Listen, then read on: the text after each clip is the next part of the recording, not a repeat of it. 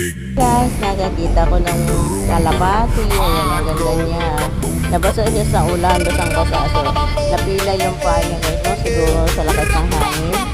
Ayan, napilay siya. So, hindi siya makalakad yung isang paa niya. Pilay na. So, ilagay ko siya dito sa baba guys para matuyo siya kasi basang-basa siya sana. Pagaling ikaw ha. Magpagaling ikaw. Para makalipat ka.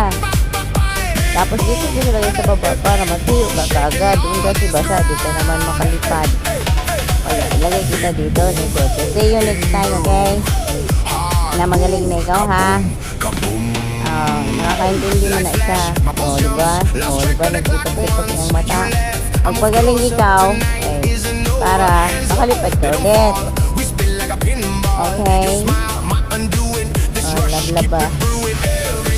Ang ganda pa naman ng kulay. Sige, magpagaling na ikaw. See you next time.